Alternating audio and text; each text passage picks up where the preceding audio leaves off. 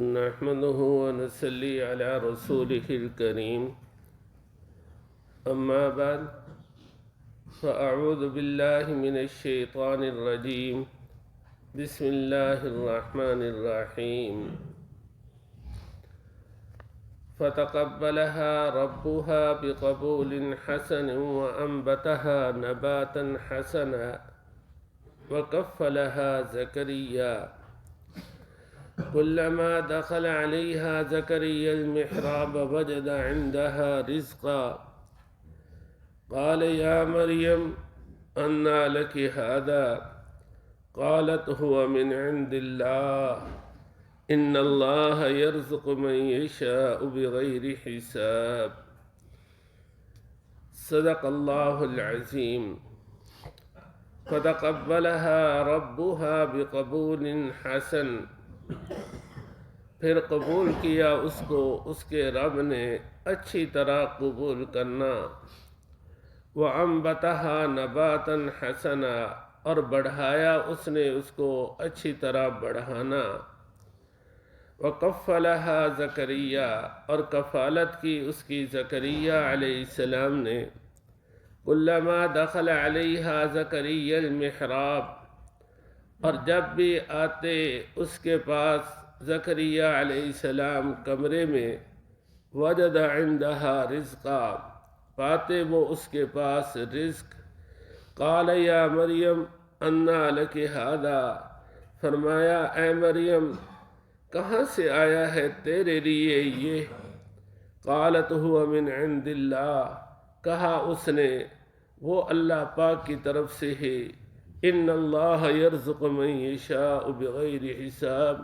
بے شک اللہ روزی دیتا ہے جسے چاہتا ہے بغیر حساب کے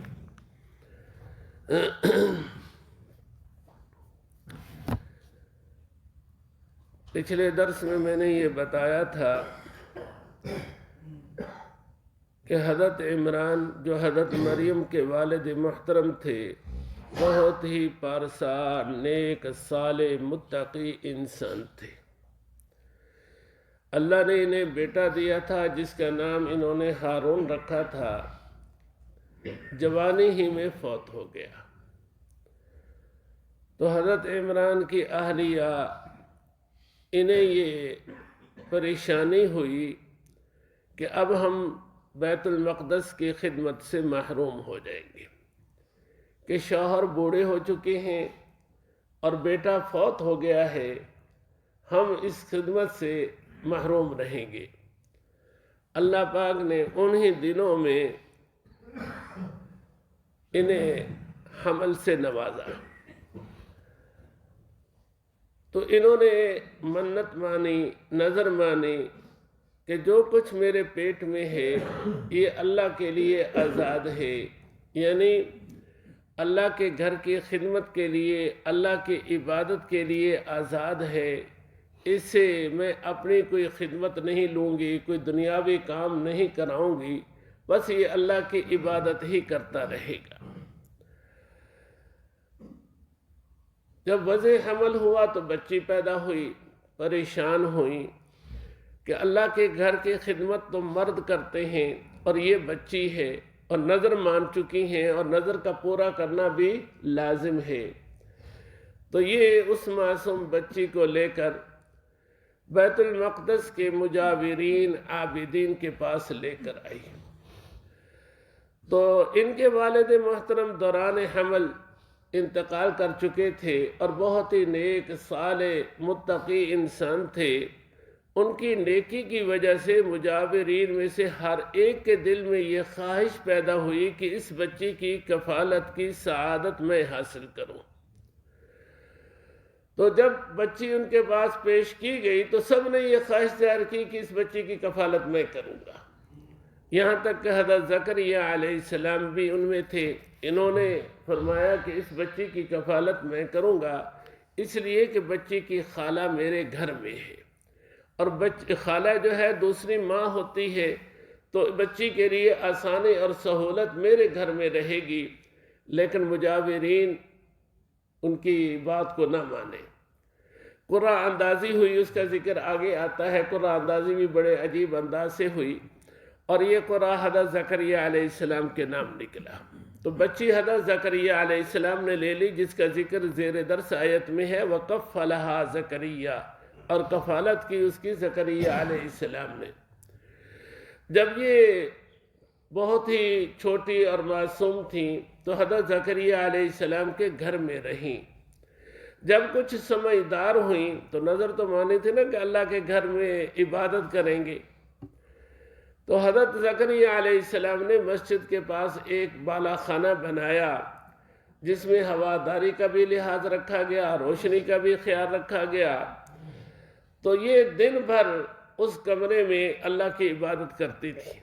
اور جب رات ہوتی تھی تو اپنے خالہ کے پاس چلی جاتی تھی۔ حضرت زکریہ علیہ السلام جب کہیں باہر جاتے تو اس کمرے کو تالا لگا کر جاتے، اور ویسے بھی لوگوں کو اس طرف جانے کی اجازت نہیں تھی، لیکن جب بھی حضرت مریم کے پاس آتے تو بے موسم پھل دیکھتے، یعنی سردیوں کے پھل گرمیوں میں اور گرمیوں کے پھل سردیوں میں۔